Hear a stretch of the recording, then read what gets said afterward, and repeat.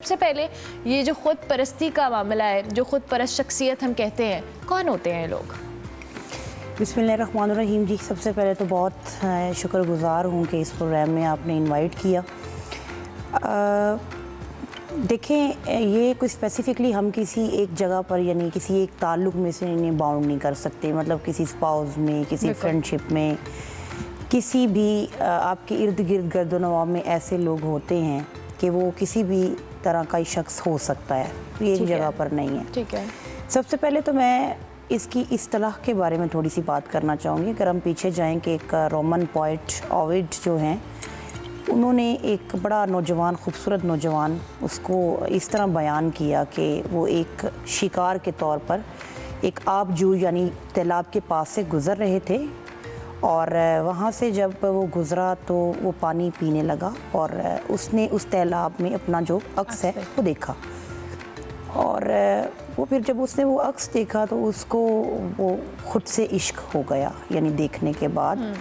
और उसके बाद उसने पानी नहीं पिया कि कहीं मेरा वो अक्स गुम ना हो जाए, यानी वो इस हद तक खुद पसंदी में और उसमें खो चुका था। फिर वो उसी से ही उसकी डेथ हुई और वो एक नरगिस का फूल जो है उस जगह से उगता है और वहाँ से इसकी इस्तिलाह जो टर्म है वो नरगिसियत और ख़ुद पसंदी जो है वो होती है।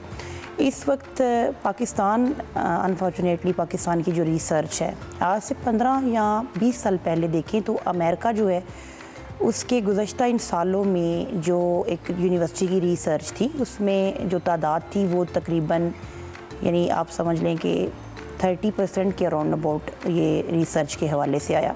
फिर कुछ टाइम गुजरने के बाद जब अगेन रिसर्च की गई तो वो 45 के अराउंड अबाउट, मतलब वेस्ट और डिफरेंट कंट्रीज़ में भी ये देखने को मिला।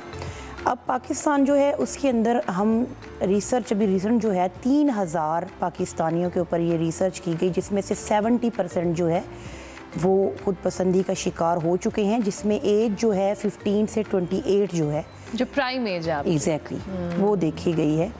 तो इसके अंदर जो है कि एक आप समझ लें कि वो उनके अंदर चीज़ है कि हमारा एक दूसरे को यानी लोगों का इस्तेहसाल करना और फिर जो यानी एक वो आर्ज़ा, वो बीमारी नफ्सियाती के इस्तेहसाल करने के साथ साथ यानी अपने आप को सुपीरियर समझना। अच्छा, मैं आपको इंटरप्ट कर रही हूँ। एक सुपीरियॉरिटी कॉम्प्लेक्स होता है, बहुत सारे लोगों को होता है, और एक नार्सिज्म होता है, यानी आप खुद, ये दोनों एक ही चीज़ें हैं? ये सेम दोनों एक ही चीज़ें हैं। अच्छा, ये जो एज जिसकी आप बात करिए वो एज है जिसमें एक आपकी ग्रोथ हो रही होती है, फाइनेंशियल, फिजिकल, मेंटल, हर तरह की ग्रोथ हो रही होती है। उस एज के अंदर इस तरह से लोगों का शिकार होना इस आर्जे के अंदर, ये एक बहुत अलार्मिंग बात है। देखिए, मैं इससे पहले एज आ एजुकेशनलिस्ट, एज आ जो सोशल ह्यूमन एक्टिविस्ट, आप डोमेस्टिक वायलेंस की बात करें, आप चाइल्ड सेक्सुअल अब्यूज़ की बात करें, वीमेन ट्रैफिकिंग की बात करें, जो पाकिस्तान के जो सोशल इश्यूज़ हैं उनमें मैं एक जो पॉइंट है वो लाजमी तौर पर उठाती हूँ और जो बहुत मैं समझती हूँ कि मेन पॉइंट है, इस्लाम से दूरी, इस्लामिक जो तालीमात हैं उनसे दूरी। आज हमारे पाकिस्तान की डाइवोर्स रेशो आप देख सकते हैं किस हद तक बढ़ती हुई दिखाई दे रही है। इसकी भी बुनियाद जहाँ पर मैं नार्सिसिस्ट जो पर्सनैलिटी जो डिसऑर्डर है, माहिर नफ्सियात के अकॉर्डिंग जी, ये इस किस्म के लोग हैं कि इनके सामने आप रोबोट बन जाएं। यानी ये जो कुछ कर रहे हैं, जो कुछ आपके जज्बात, आपकी फीलिंग्स, आपके इमोशंस जो हैं वो क्या हो जाए कि उनका आप गला घोंट दें और एक रिमोट कंट्रोल इनके हाथ में दे दें। यानी जिस तरह मर्जी है ये अपनी चलाते चले। अब हमारे चूँकि इस माशरे में ये अलमिया है कि हमारे बहुत सारे गर्दो-नवाह में ऐसे लोग आते हैं जो बहुत सारे ऐसे होते हैं जो खुशी, उम्मीद की और राहत की जो है वो नवीद लेके आते हैं, और बाज़ ऐसे होते हैं कि जो स्पीड ब्रेकर की तरह होते हैं, यानी आते हैं और आने के बाद वो जो एक रास्ते की ठोकर है ना, वो ना सिर्फ बनते हैं बल्कि एक ज़हनी अज़ियत भी बन जाता है, वो भी बन जाता है। तो उसके साथ फिर ये होता है कि इस्लाम की रूह से, मैं यहाँ पर, ये इतना अहम टॉपिक है, एक सोसाइटी का बहुत हाईलाइटिंग इशू इस वक्त के नफ्स परस्ती का जो बुत है उसको हम पाश नहीं कर सक रहे। यानी हमेशा आप सुनते आएंगे इस टॉपिक के ऊपर। मैंने चूँकि कल इस पे बारे में पढ़ा और जितना सुना, लोग इस पे तो बात करते हैं कि खुद पसंदी और नार्सिसिस्टिक जी पर्सनैलिटी डिसऑर्डर है और उन पे जी सेशंस होने चाहिए, उनके ऊपर जो है वो डिफरेंट थेरेपीज लेनी चाहिए। Therapies exactly. बट मेरा पॉइंट ऑफ व्यू जो अबाउट इसके था कि इस्लाम जो है वो खुद पसंदी को इंतहाई नापसंद करता है। बेशक, बेशक। यानी इमाम अली अलैहिस्सलाम फरमाते हैं कि जो शख्स खुद को पसंद करता है उसको दूसरे नापसंदीदा मतलब करना शुरू कर देते हैं। फिर इमाम अली अलैहिस्सलाम फरमाते हैं कि तरक्की की जो राह है, सक्सेस की राह में ये रुकावट है।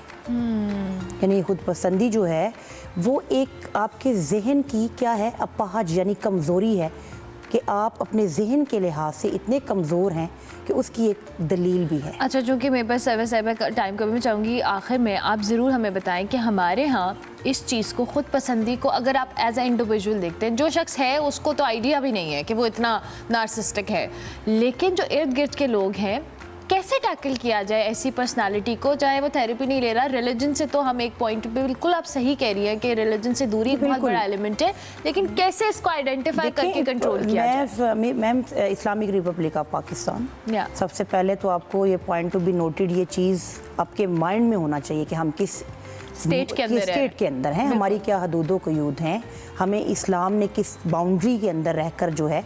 और मैंने आपको पहले भी अर्ज़ किया कि ये जितने सोशल इश्यूज़ हैं इनकी तालीमात से इसलिए दूरी है कि हमारा नफ्स के ऊपर कंट्रोल नहीं, यानी हम मटेरियलिस्टिक हो चुके हैं, हम रियलिस्टिक अप्रोच के बिल्कुल भी नज़दीक तरीन नहीं हैं और इसकी ही बुनियादी वजूहत हैं। अभी आपने जो क्वेश्चन, सॉरी अगैन से रिपीट कीजिएगा, मैं यही कह रही हूँ कि कैसे किया जाए। हाँ। अब देखिए, सबसे पहले तो ये कि हो सकता है कि आपको भी इस बारे में कोई वहम हो, आर्जा हो सकता है पर्सनैलिटी के बारे में। हमें बहुत सारे लोगों को बहुत सारी चीज़ों में एग्जैक्टली हो सकता है कि मुझे भी हो। तो फर्स्ट ऑफ ऑल तो जी एजुकेट करना चाहिए योर सेल्फ अबाउट NPD, यानी ये जो एक है ना नार्सिसिस्टिक जो पर्सनालिटी डिसऑर्डर है, इसके बारे में आपको एजुकेट होने की ज़रूरत है। फिर फाइंड एक सपोर्ट सिस्टम जो है और सेल्फ स्टीम बहुत ज़्यादा ज़रूरी है इसके अंदर। और उसके साथ फिर अगर आप देखें कि इस तरह के जो लोग हैं उनमें रहना इतना मुश्किल है कि उसके साथ नो आर्ग्यूमेंट, आप अपनी एनर्जी जो है दे फील वेरी हैप्पी ना, एनर्जेटिक, के वो तो खुश हैं कि हमारे साथ जो है क्या उनका एक शौक है, उनका एक मशगला है, उन्हें ये चीज़ अच्छी लगती है कि वो दूसरों को टीज करेंगे, उनको ज़हनी अजियत देंगे। यानी यू आर सेइंग कि हमें खुद से अवेयरनेस लानी है ऐसे लोगों के हवाले से, और अपनी पर्सनालिटी में ही, हम किसी और को टारगेट नहीं करें। आपके अंदर भी ऐसी कोई चीज़ हो सकती है जो आपको कहीं ना कहीं लीड कर रही है इस खुद परस्ती की जानिब, तो उसको आइडेंटिफाई करना अर्ली स्टेज में बड़ा जरूरी है। बहुत शुक्रिया सरवत साहिबा कि आपने ज्वाइन किया। सरवत